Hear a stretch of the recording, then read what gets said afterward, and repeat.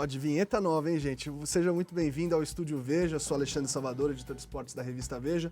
Hoje eu tenho a companhia de sempre aqui do Silvio Nascimento, editor de esportes do site de Veja. E hoje nós convidamos aqui o Marcelo Duarte, que foi muito tempo aqui da casa, tem uma história longa para contar aqui de placar, de Veja São Paulo. Mas hoje a gente trouxe o Marcelo aqui porque ele foi o curador de uma exposição que está rolando lá no Sesc Consolação desde o mês de julho e vai só agora até o dia 2 de setembro, então vale a pena conferir, que é essa aqui, ó, 120 a 115 o ouro em Indianápolis. Na verdade, hoje está completando exatamente 30 anos dessa conquista, né, que foi um marco na história do esporte olímpico brasileiro, né, porque os americanos nunca haviam perdido em casa e o Brasil foi lá no PAN em Indianápolis e conseguiu esse feito, né? O time do Marcel, do Oscar, do Pipoca. E o Marcelo estava lá pela revista Placar, né, Marcelo? É isso. Obrigado Boa tarde, Salvador. Boa tarde, Silvio. Boa tarde aí ao amigo que está assistindo. Foi minha primeira cobertura internacional. Eu tinha 22 anos na época. Trabalhava... Te cortando, Marcelo, desculpa. Tá aqui, ó. Essa é a capa da edição final. Da edição final de Placar, onde uma revista de futebol já naquela época dava outros esportes. Mas estava começando, né, Marcelo? Mas vamos contar a verdade, né? Porque a Placar tentou uma experiência em 84... 83 para 84. De fazer uma revista chamada Placar Todos os Esportes. Aí cobrindo, de fato, os esportes de forma pesada, de cobrir todos os campeonatos. Eu fui fazer natação, beisebol, hipismo, e isso acabou me credenciando para ir para esses Jogos Pan-Americanos. Mas aquela ideia de placar todos os esportes não vingou. Ela durou ali um pouco, ela começou um pouco antes da Olimpíada de Los Angeles e terminou logo depois porque o público brasileiro queria futebol. Placar tinha tradição de cobrir as Olimpíadas? Não. Tinha. As Olimpíadas, sim. Sim, os grandes eventos, como a Olimpíada, a Placar cobria. E aí, no caso do Pan-Americano, também. Mas o foco principal para essa cobertura era o futebol. Então, assim, a minha missão era, você vai cobrir o futebol e faz um pouco do ambiente, dos outros esportes. Mas, assim, se tivesse um treino do futebol e uma semifinal do vôlei, é para eu fazer o treino do futebol.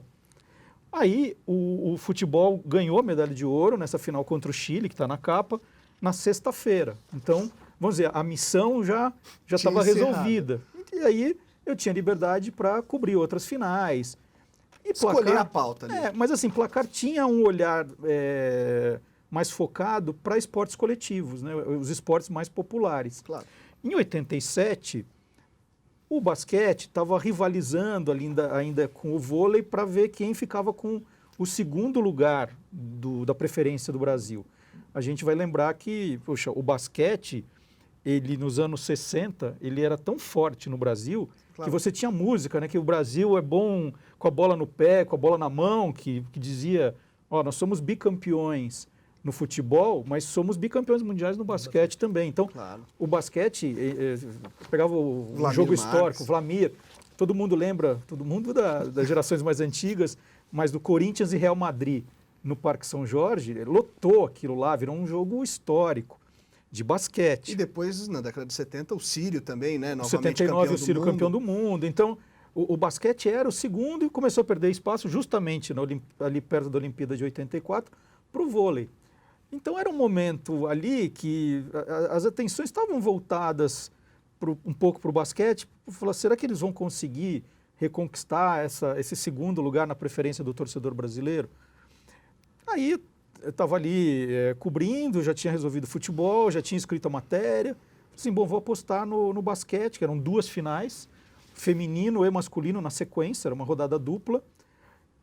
E olha, todo mundo ali dos jornalistas que estavam comigo, e eram poucos os brasileiros lá, dizia assim, se o Brasil ganhar uma medalha de ouro, vai ser no feminino.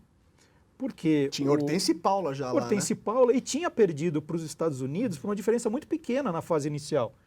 Então, assim, foi um jogo duro, disputado, quem sabe numa final dá. E não deu, né? O Brasil perdeu a primeira. E aí teve um desânimo assim, entre nós jornalistas, tipo, bom, agora Então vamos já começar a escrever a Favas matéria que vão ser contadas, 2 né? pratas hoje. Né? Serão 2 pratas.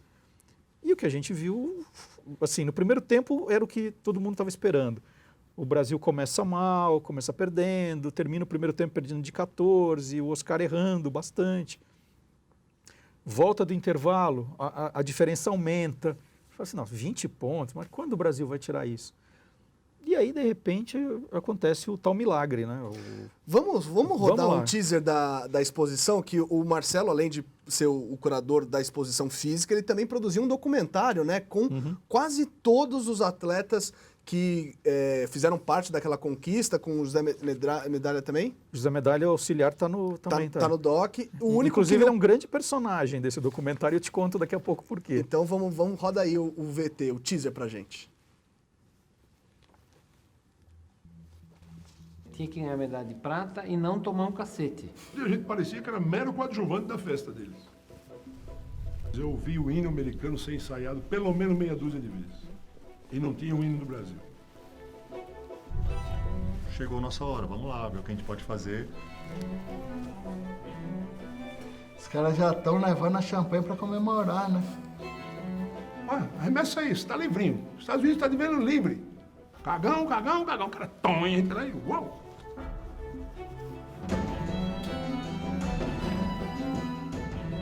120 a 115. 120 a 115. 120 a 115. Esse é o nome da exposição, 120 a 115? Tá aí. E aí, Marcelo, conta então como é que foi esse trabalho de achar todos esses caras que tiveram com você naquela tarde em Indianápolis. Bom, eu depois dessa partida e com outros trabalhos que eu fiz para Placar, eu fiquei muito amigo de alguns jogadores e principalmente do professor José Medalha. O professor José Medalha era auxiliar técnico dessa partida. Ele tem um papel muito importante nesse documentário e nessa conquista. E aí foi a primeira pessoa que eu procurei. Quando o Sesc Consolação me procurou, e foi coincidência, porque quando eu recebi o convite não sabiam que eu tinha ido para esse jogo. Quando me convidaram, eu falei, nossa, eu estava nesse jogo, eu estava lá. Foi a primeira pessoa que eu procurei, foi o professor José Medalha. E expliquei para ele, e ele é uma pessoa muito organizada, ele guarda as coisas, ele é um pouco que nem eu, assim, adora guardar coisa. Aí eu cheguei no escritório dele, ele já imediatamente me contou um monte de coisa, me entregou a pasta que ele guardou com todos os recortes, com todas as anotações dele. Ele me assim, falou, leva. Do Brasil e de lá, durante o torneio. Sim, tem muita coisa da memorabilia que é tudo dele. A súmula, scout, né? Exatamente, os scouts, o programa oficial dos amistosos que o Brasil fez antes. A própria medalha de participação é dele, ele que emprestou. Ele é uma pessoa muito organizada e começou a me passar os primeiros telefones dos jogadores. Eu tinha um contato com o Rolando e com o Paulinho Vilas Boas. E aí fui falando, e eles foram passando os telefones, e aí eu consegui entrevistar. Para o documentário são 11 dos 12. O único que não entrou foi o André. O André não jogou aquela partida, ele era reserva. Ele mora hoje nos Estados Unidos.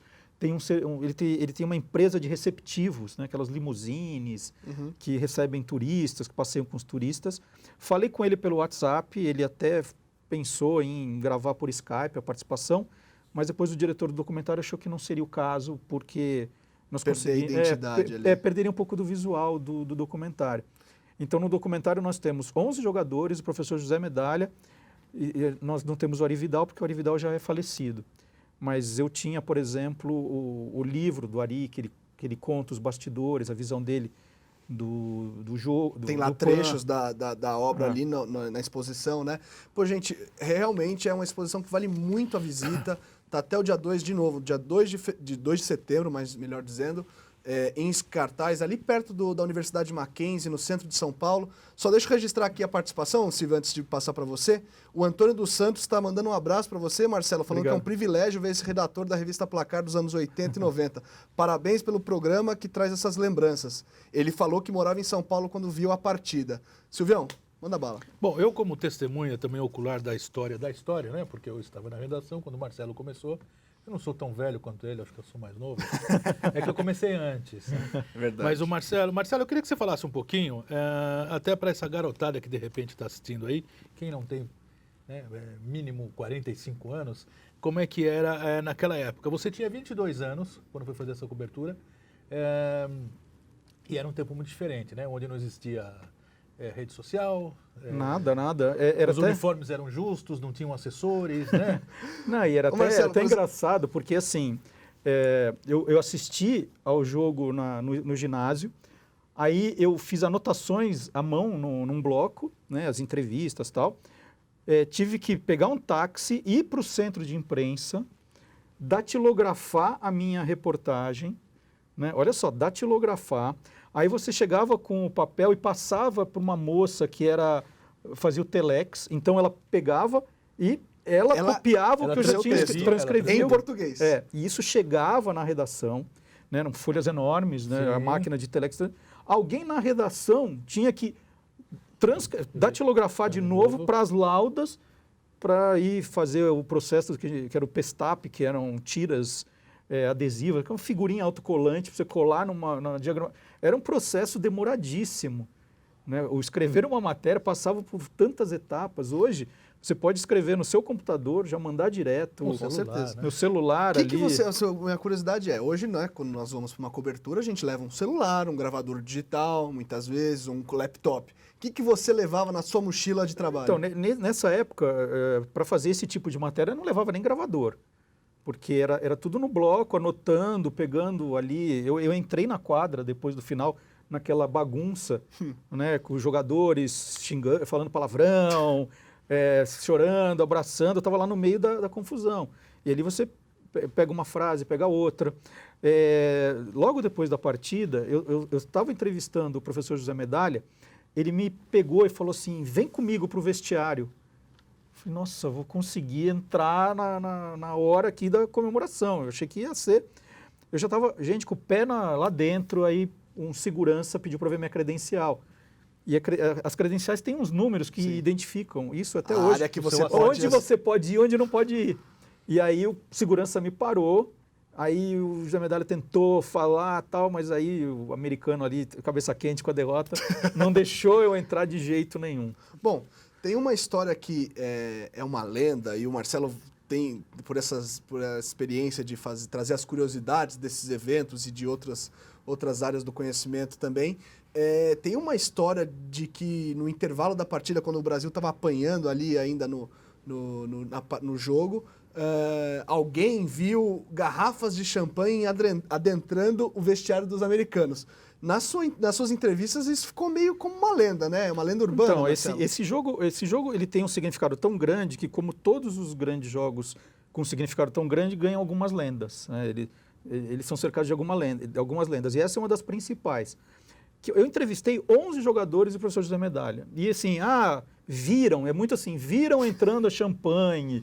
Né? Parece que isso foi uma coisa que alguém disse que viu. Aí todo mundo comprou a história, né? Hoje a gente chama de pós-verdade, mas antes não tinha esse nome. Antigamente falaram, era lenda mesmo. Era lenda. Né? Alguém viu.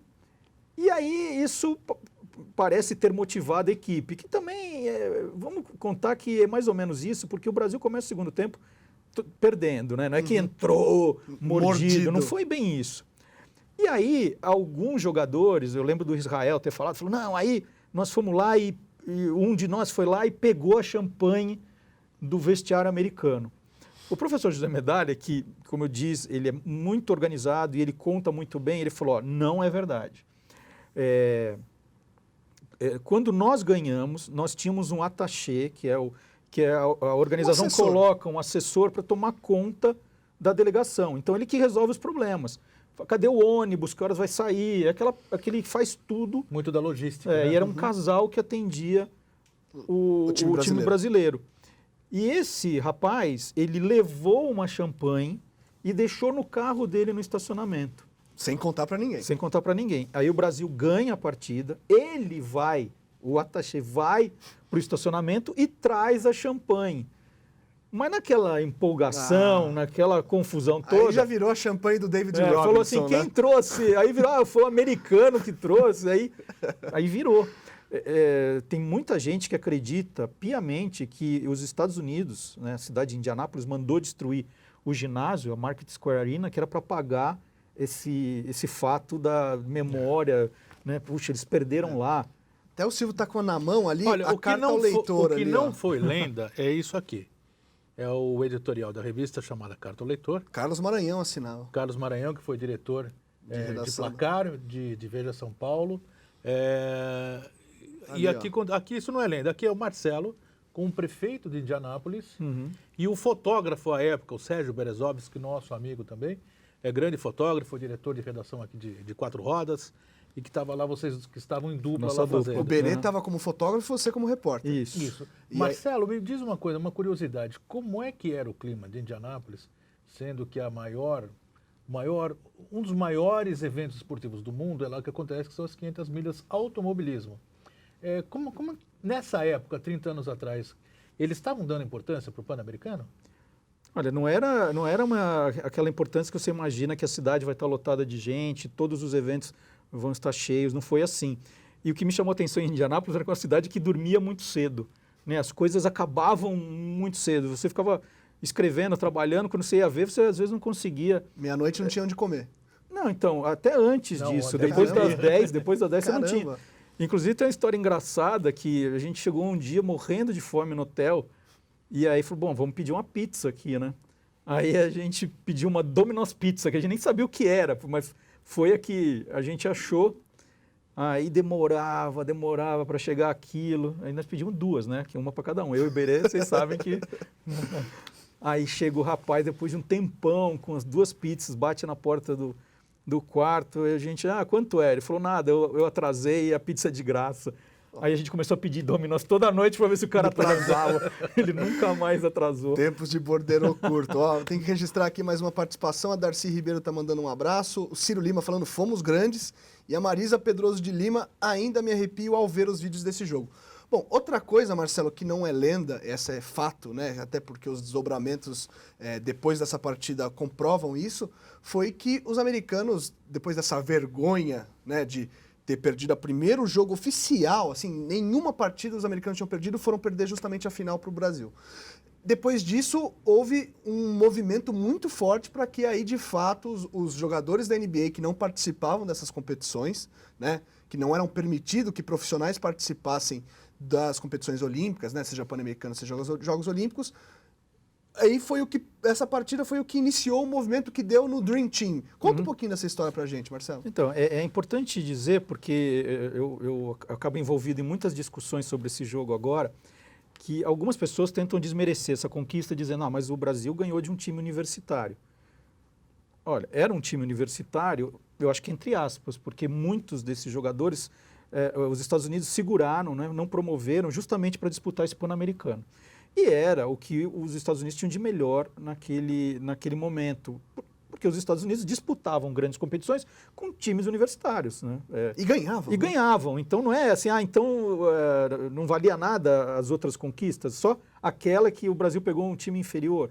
Não, eles eram muito superiores e talvez essa geração não tenha sido a melhor que eles já produziram. Embora 11 jogadores depois desse time foram parar na NBA, mas... basicamente o David Robinson foi o grande nome. O pivôzão. Então vamos dizer, talvez não tenha sido a melhor geração, ou eles penaram pela inexperiência. Agora, esse jogo, e quando você mostrou o trailer lá, aparece o jogo que mudou o basquete mundial, é uma licença poética para dizer que, de alguma forma, esse jogo começa um movimento que recebe depois impulso com a Olimpíada de 88, quando os Estados Unidos não ganham a medalha de ouro. Perderam para a União Soviética, né? Eles perdem o Mundial também, em 90. Aí descobrem que, já não é mais aquele... a gente põe qualquer time e nós vamos ganhar tudo. E aí começa a haver uma pressão, começa a haver um interesse para se colocar os jogadores da NBA.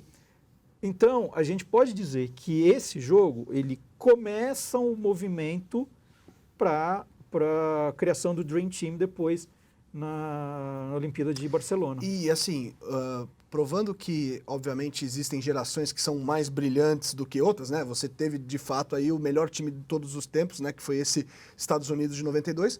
Mas aí, em 2004, já tinham as estrelas da NBA e a Argentina conseguiu ganhar nos Estados Unidos, tirando os Estados Unidos da final de uma maneira inédita também, né? Que foi que alguém outra vai dizer, crise. então tá vendo, eles ganharam do time da NBA. Não, sim, eu concordo, mas são os momentos. Claro. Os Estados Unidos jogavam com esse time, era o time que representava os Estados Unidos e os Estados Unidos não tinham perdido nunca em casa, né? Então não dá para tirar o mérito desse time. Claro. Eu já vi jogadores os bicampeões do mundo do basquete falando, poxa, nós somos bicampeões mundiais, jogamos contra a União Soviética, Iugoslávia, né? Eles foram jogar contra a Venezuela, México, ok, às vezes você não precisa para valorizar uma conquista desmerecer outra, porque esse jogo foi importante, em todas as condições que ele teve, foi um jogo histórico, né? Senão a gente não ia estar falando 30 anos depois dele aqui.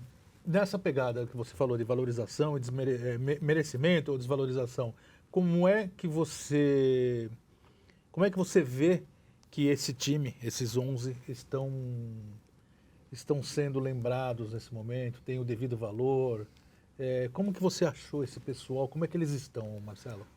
Olha, Silvio, tem alguns que estão muito bem de vida, né? O Oscar é um que está muito bem de vida.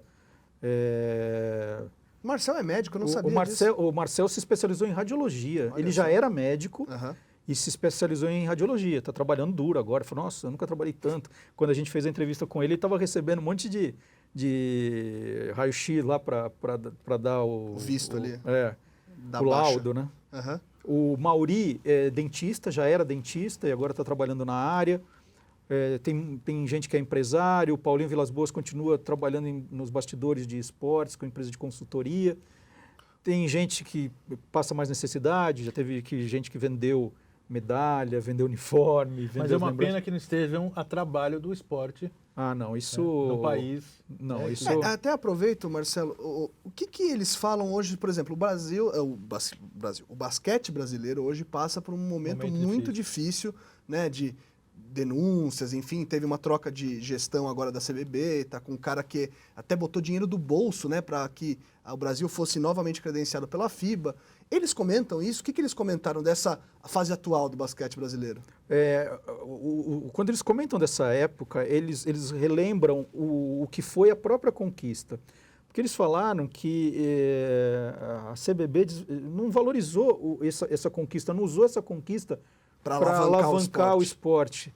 Eles receberam, e alguns abriram mão, era um prêmio de $500. Né? O Marcel e o Oscar não receberam, né? O Oscar, o Marcel e o Israel abriram mão. Porque era assim, não ia ter prêmio, aí perceberam que estava caindo mal essa história, aí apareceu lá um prêmio de $500, falaram, não, eles abriram mão, falaram, não queremos receber. As próprias comemorações das datas, né, dizem que são eles mesmos que organizam hoje, inclusive, os eventos. dia 23 vai ter um jantar. Vai ter um jantar, Marcelo? que eles sempre fazem, mas assim, a CBB não... A CBB não... O esporte se esqueceu deles, né? A própria modalidade, né? Como é muito comum com o esporte amador aqui, né? As confederações, elas acabam esquecendo dos grandes esse ídolos. É especial porque esse título, esse Pan-Americano, ele foi em especial para o basquete, justamente, né? Tanto que aliás, só mostrando aqui a reportagem, que teve quase 10 páginas, né, Marcelo? Agora não Alguma lembro. coisa assim, que o título foi Ouro, Suor e Lágrimas, ou seja, ela teve todo esse peso e ela não rendeu. A gente tem até outros exemplos falando do Guga, porque Guga Então, foi... o Oscar acha que se o Brasil tivesse ganhado uma medalha depois em Seul, porque aí o Brasil passa a virar um dos favoritos para Seul. E ele se martiriza um pouco por essa partida, que ele diz que né? ele que perdeu o jogo. que teve a bola do jogo Teve a bola perdeu. do jogo, perdeu, e a culpa é dele pelo Brasil não ter conquistado medalha. O Oscar ele acha hiperbólico, né? Se o Brasil tivesse conquistado uma medalha em 88, que aí não ia ter como segurar esse crescimento do basquete. Parece que não, mas já passou meia hora e, assim, infelizmente, nosso tempo está quase acabando. Então deixa eu passar o serviço direitinho da exposição. 120 a 115 o ouro em Indianápolis, que está em cartaz até o dia 2 de setembro no Sesc Consolação, que fica na rua Doutor Villanova 245, ali pertinho da Universidade Mackenzie. E um convite especial. Dia 2, que é o dia de encerramento da exposição, vai ter um torneio de arremessos de 3 pontos e a Marina, que trabalha lá no Sesc, me confirmou. O Oscar Schmidt vai estar lá no torneio às 16 horas. Então, se você está escolhendo um dia... Isso é muito legal, porque ao longo da exposição, toda terça e toda sexta tem algum evento com basquete e com jogadores. Ontem então, mesmo estava Paula e Hortência Paula lá, né? Hortência Que estavam lá. na arquibancada, né, Marcelo? Sim, porque acabou o jogo feminino, elas foram torcer. E uma coisa que eu não sabia... A Maria Helena, técnica, é tia do Cadu. Tia do Cadum, é verdade. O Cadum, que morou em Ribeirão Preto, treinou lá os times lá de Ribeirão. Hoje ele mora em São José dos Campos. Hoje mora em São José dos Campos. É uma Campos. empresa de turismo. Estão cantando aqui no ponto que é bairrismo. Eu sou bairrista mesmo. Um abraço pro pessoal de Ribeirão Preto. Marcelo, parabéns pelo trabalho. Muito Eu fui lá na obrigado. exposição, tá muito bacana. Foi registrar esses momentos importantes, e ainda mais que você tem uma relação pessoal, tem até uns itens seus lá na exposição que o pessoal vai poder olhar. É fantástico, é a nossa obrigação trazer aqui essas histórias e obrigado de novo pela presença. E foi boa essa exposição, porque eu estou guardando a pelúcia do amigo, a mascote, há 30 anos. Tá Todo aí, ó. mundo chegava em casa e Mostra falava... aí, gente, mostra aí a por que você pelúcia. está guardando isso? Falando, um dia eu vou precisar. Aí, ó. Um dia, tá lá, tá na exposição. Falando, um dia eu vou precisar. Tá aí, ó, para guardar a memória do Brasil, tem o Marcelo Duarte aqui para nos salvar. Marcelo, obrigado Muito mais obrigado uma pelo vez, convite. Silvião. Valeu pela parceria de sempre. Espero que vocês tenham gostado do papo e vão lá ver a exposição que está muito bacana, gente. Um abraço, até a próxima de Estúdio Veja.